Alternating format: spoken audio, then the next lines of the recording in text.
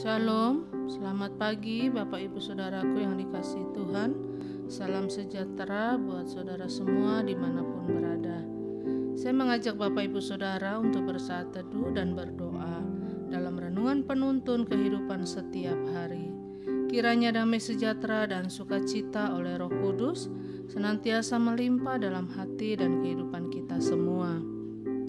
Tema renungan penuntun kita hari ini, hidup di dalam Kristus.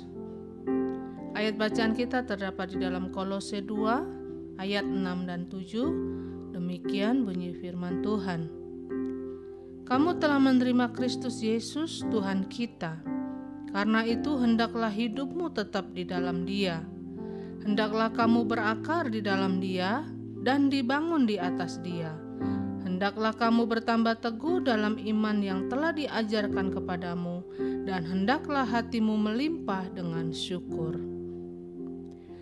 Bapak Ibu Saudaraku yang dikasihi Tuhan, kita tahu ada banyak orang mungkin berpikir bahwa hidup di dalam Kristus berarti kita semua harus melayani.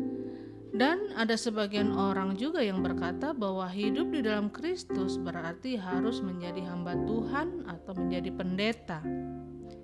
Jadi apa sebenarnya yang dimaksud hidup di dalam Kristus? Karena ada banyak orang yang mengaku Kristen tetapi tidak hidup di dalam Kristus. Nah, saudaraku yang dikasihi Tuhan, dari ayat bacaan kita hari ini, kita dapat mengetahui kebenaran-kebenaran yang luar biasa tentang apa artinya hidup di dalam Kristus. Dikatakan di dalam ayat ini, kamu telah menerima Kristus Yesus Tuhan kita. Nah, ini berarti hidup Kristen dimulai bukan ketika seorang dibaptis, tetapi ketika kita menerima Kristus sebagai Tuhan dan Juru Selamat pribadi. Jadi pertanyaannya, kapan seseorang dapat disebut dia hidup di dalam Kristus? Yang pertama, ketika seseorang menerima Yesus sebagai Tuhan dan Juru Selamatnya. Artinya, kita menyadari bahwa kita adalah orang berdosa. Kita menyadari bahwa kita tidak bisa menyelamatkan diri kita dengan kekuatan sendiri. Kita menyadari bahwa kita membutuhkan Yesus, dan karena itu kita perlu mengundang Yesus untuk masuk dan tinggal dalam hidup kita.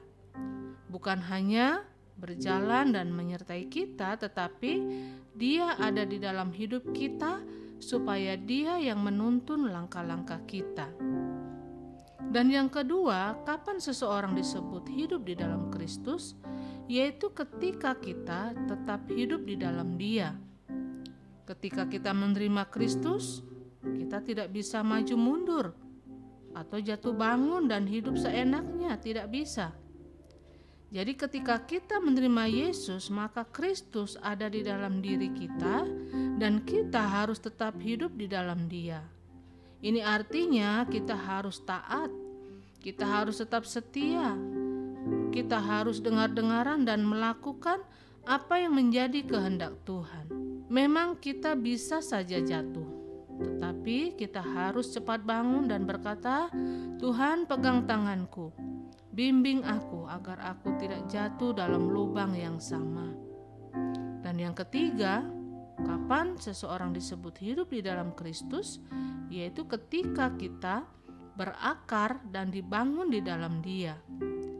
Ini dua hal yang menarik untuk kita pahami, karena akar itu selalu bergerak ke dalam, sedangkan bangunan itu selalu bergerak ke atas. Artinya, Alkitab mau menggambarkan kepada kita bahwa keduanya harus seimbang. Sebuah pohon, supaya dapat menjadi pohon yang besar, dia harus punya akar yang kuat. Bangunan juga sama.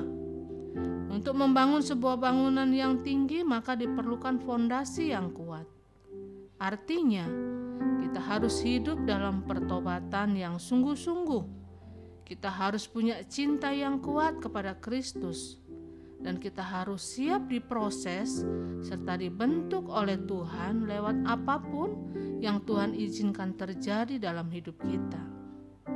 Dan yang keempat, kapan seseorang disebut hidup di dalam Kristus, yaitu ketika kita bertambah teguh dalam iman dan hati kita melimpah dengan ucapan syukur.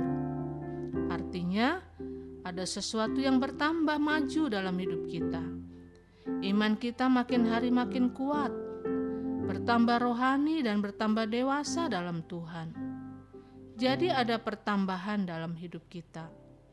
Dalam hidup keseharian kita, selalu mengucap syukur apapun keadaannya. Bukan bersungut-sungut dan menggerutu kepada Tuhan.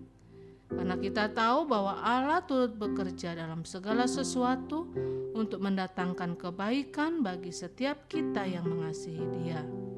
Nah, karena itu Bapak Ibu Saudaraku yang dikasihi Tuhan, ingatlah bahwa menjadi orang Kristen saja tidak cukup, tetapi kita harus hidup di dalam Kristus. Karena waktu kita hidup di dalam Dia, maka kekuatan menjadi bagian dalam hidup kita dan kita akan terus berjalan dalam kepastian sehingga kemenangan demi kemenangan akan kita raih di dalam kehidupan kita. Amin. Mari kita berdoa.